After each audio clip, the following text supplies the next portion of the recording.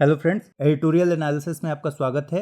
Editorial analysis में हम तीन चीज़ों की बात करते हैं। सबसे पहले एडिटोरियल का लिंक सिलेबस से कैसे है इसको देखते हैं। तो यूपीएससी सीएससी सिलेबस से ये कैसे लिंक करता है इसको देखेंगे। साथ ही की पॉइंट्स पर बात करते हैं कि क्या क्या की पॉइंट्स हैं इसमें। उसके बाद आखिर में हम एडिटोरियल में आए की कॉन्सेप्ट पर चर्चा करेंगे।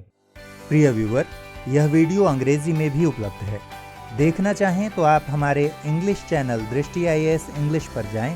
आपकी सुविधा के लिए इस वीडियो के डिस्क्रिप्शन में इंग्लिश वीडियो का लिंक भी दिया गया है।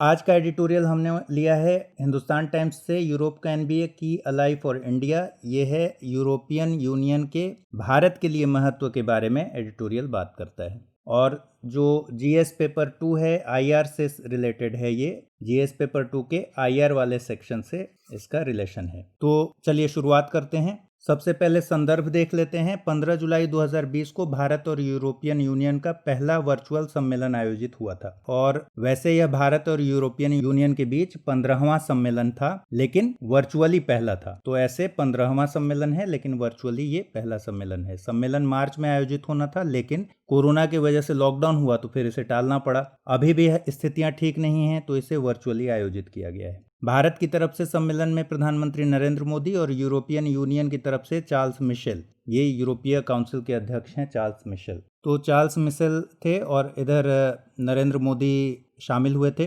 सम्मेलन के मुद्दे क्या क्या थे इसको देख लेते हैं। व्यापार और निवेश समझौते, रक्षा सहयोग और समुद्री रक्षा से संबंधित एक वार्ता, ये सम्मेलन के मेन पॉइंट्स थे। तो बाजार और प्रोफेशनल्स के मूवमेंट जैसे मुद्दों के चलते द्विपक्षीय व्यापार और निवेश पर रुकी हुई वार्ता को इस सम्मेलन से फिर से गति मिली है। अब आइए एडिटोरियल क्या कहता है इसको देख लेते हैं, क्या क्या मेन पॉइंट्स हैं। ठीक है, सबसे खास बात है सम्मेलन का बेहद महत्वपूर्ण समय पर आयोजित होना। भारत चीन के साथ अभी सैन्य तनाव से जूझ रहा है और यूरोपियन यूनियन भी चीन को एक उभरती हुई ताकत के रूप में देख रहा है। इसके अलावा कोरोना वायरस के मामले हर देश में बढ़ रहे हैं। बावजूद इसके सम्मेलन का आयोजित होना भारत और यूरोपियन यूनियन के मजबूत संबंधों को दर्शाता है। भारत के लिए यूरोपियन यूनियन का क्या महत्व है? भारत ने चीन से निपटने के लिए आर्थिक रिश्तों पर लगाम लगाने की कोशिश की है, खत्म करने का विकल्प चुना है। ऐसा करने से उसे अन्य देशों के साथ संबंधों को मजबूत करना होगा। यूरोपियन यूनियन कई क्षेत्रों में भारत का एक महत्वपूर्ण साझेदार बन सकता है। साल 2018 में EU ने भारत के साथ सहयोग के लिए एक नई रणनीति जारी की थी, जिसमें भारत को बहुध्रुवीय एशिया में भू राजनैतिक स्तंभ कहा था। ठीक है, 2018 की बात है।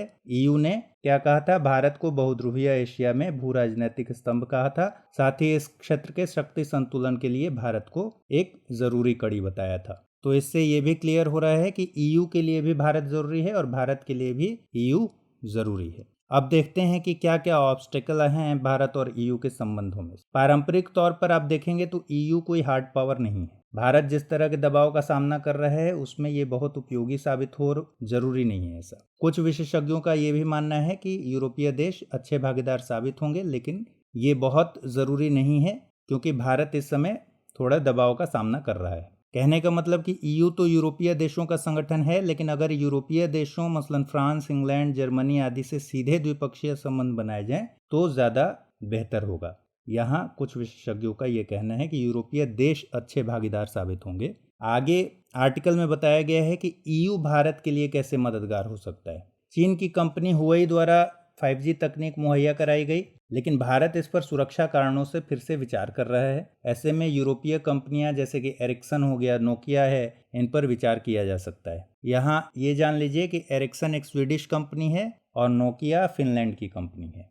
तो इस तरह तकनीक के क्षेत्र में यूरोप चीन के निवेश का एक विकल्प बन सकता है भारत के लिए। अब भू राजनीतिक आधार पर बात कर लेते हैं। चीन की एक पहल है, जैसा कि आप जानते हैं, बेल्ट एंड रोड इनिशिएटिव यानी BRI। इसकी वजह से चीन का प्रभाव भारत के पड़ोस में खूब बढ़ा है। चीन ने भारत को स्ट्रिंग ऑफ पर्ल्स के जरिए घेरा है, जिसे EU की मदद से काउंटर किया जा सकता है। ठीक है, ये सबसे इंपॉर्टेंट पॉइंट है कि चीन का प्रभाव पड़ोसी देशों में हमारे बढ़ा है और EU की मदद से इसको काउंटर कर सकते हैं। किसको? बेल्ट एंड रोड इनिशिएटिव को। तो EU की अपनी भी कनेक्टिविटी रणनीति है, इसमें वित्तीय मदद का भी प्रावधान है। साथ ही EU की USA और जापान के साथ मिलकर BRI के विकल्प को भी तैयार करने की योजना है। इसके अलावा यूरोपियन इन्वेस्टमेंट बैंक जैसी संस्थाएं भारत में मेट्रो और अन्य अवसंरचना कार्यक्रमों में निवेश कर रही हैं। भारत अपनी विदेश नीति के तहत पड़ोसी देशों में अवसंरचना विकास के लिए भी ईयू की मदद ले सकता है। अब हाल का सबसे चर्चित मुद्दा है कोरोना वायरस, उसके बारे में बात कर लेते हैं। कोरोना वायरस आपदा के बारे में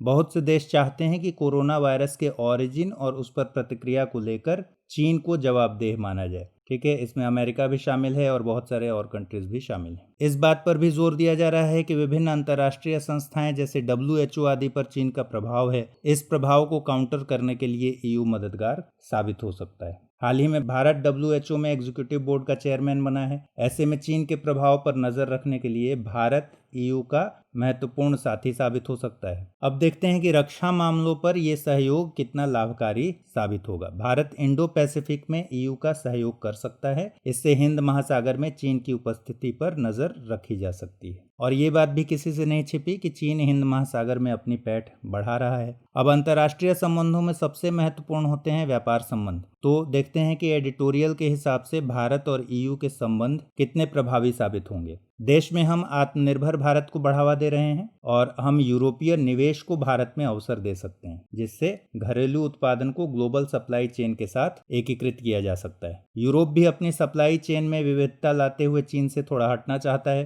भारत को यूरोप से निवेश हासिल करने के लिए फ्री ट्रेड एग्रीमेंट पर काम करना चाहिए। आगे हम भारत और ईयू के बीच फ्री ट्रेड एग्रीमेंट पर भी बात करेंगे। और आखिर में एडिटोरियल में कहा गया है कि जिस तरह यूरोप शीघ्रता से घरेलू और अंतर्राष्ट्रीय स्तर पर आर्थिक, तकनीक और कूटनीतिक क्षेत्र में चीन के प्रभाव पर निगरानी रख रहा है, भारत को भी यूरोप के साथ साझेदारी के लिए कदम बढ़ाने होंगे। ठीक है, अब बात करते हैं एडिटोरियल में आए की कॉन्सेप्ट्स की। हम बार बार ईयू की बात कर रहे हैं, तो सबसे पहले जानते हैं कि ईयू है क्या। ईयू एक राजनीतिक आर्थिक संगठन है।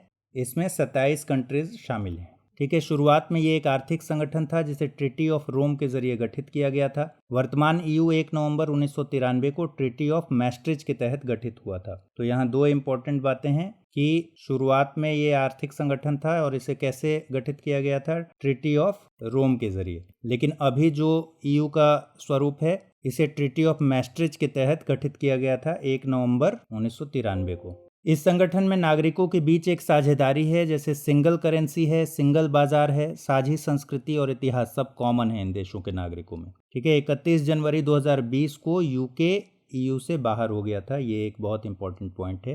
यूके कब बाहर हुआ है? 31 जनवरी 2020 को। यूके ईयू का फाउंडर मेंबर भी था और आपने ब्रेग्जिट के बारे में पढ़ा ही होगा, जिसके जरिए यूके ने ईयू का साथ छोड़ा था, ईयू के बाहर हुआ था। 2012 में ईयू को नोबेल पीस प्राइज भी मिला था। ये भी एक बहुत इंपॉर्टेंट पॉइंट है। ईयू को 2012 में नोबेल पीस प्राइज, शांति पुरस्कार मिला था। तो यहाँ प्रीलिम्स एग्जाम के पॉइंट ऑफ व्यू से आपको ईयू को संगठन के तौर पर जानना बहुत जरूरी है। अब हम कुछ आंकड़े देख लेते हैं जो भारत और ईयू के व्यापार से जुड़े हुए आंकड़े हैं। ईयू भारत का सबसे बड़ा व्यापारिक साझेदार है। 2019 में वस्तुओं का व्यापार 80 बिलियन यूरो था, जो कि भारत के व्यापार के 11.1% के बराबर है। भारत के निर्यात के लिए ईयू दूसरा सबसे बड़ा डेस्टिनेशन है। पहले पर है यूएसए और दूसरे पर है ईयू। भारत ईयू का 10वां सबसे बड़ा व्यापारिक साझेदार है, जो कि यूएसए, चीन के मुकाबले काफी पीछे है। और साल 2000 से भारतीय कंपनियां 50 बिलियन यूरो से अधिक यूरोप में निवेश कर चुकी हैं। अब आइए देखते हैं भारत और ईयू के बीच फ्री ट्रेड एग्रीमेंट यानी एफटीए की बात कर लेते हैं। सबसे पहले आपको पता होना चाहिए कि भारत और ईयू के बीच एफटीए को ही bilateral trade and investment agreement यानी बीटीआईए कहते हैं। बीटीआईए का मतलब क्या हुआ? Bilateral trade and investment agreement, और यही है भारत और ईयू के बीच में एफटीए। यूपीएससी जब भी इस पर सवाल पूछेगी तो बीटीआईए ही बोलेगी, तो इसे आप याद रखिएगा। ये समझौता बहुत सारी कोशिशों के बाद अभी तक हो नहीं पाया है। इसकी शुरुआत साल 2007 में हुई थी। ठीक है, 2013 में इसे कॉल्ड ऑफ कर दिया गया और 2017 में फिर कुछ बातचीत हुई, लेकिन कोई उसमें प्रोग्रेस नहीं हो पाया समझौते में। हाल ही में हुई वर्चुअल समिट में भी बीटीआईए के लिए कोई टाइम फ्रेम डिसाइड नहीं हुआ है अभी, लेकिन इस पर वार्ता को जल्द से जल्द आगे बढ़ाने की बात की गई है। वर्चुअल समिट में इंडिया ईयू स्ट्रेटेजिक पार्टनरशिप और रोड मैप टू 2025 को अपनाया गया। इसके अलावा मिनिस्टर लेवल के एक रेगुलर हाई लेवल डायलॉग पर भी सहमति बनी है। तो 2 पॉइंट इसको भी आप याद रखिएगा कि इस वर्चुअल समिट में इंडिया ईयू स्ट्रेटेजिक पार्टनरशिप और रोड मैप टू 2025 को अपनाया गया है और मिनिस्टर लेवल के एक रेगुलर हाई लेवल डायलॉग पर भी सहमति बनी है। तो फिलहाल एडिटोरियल एनालिसिस के इस एपिसोड में इतना ही। अगले एपिसोड में हम फिर किसी इंपॉर्टेंट आर्टिकल के साथ आपके सामने होंगे। तब तक के लिए अपना ख्याल रखिए। Good bye.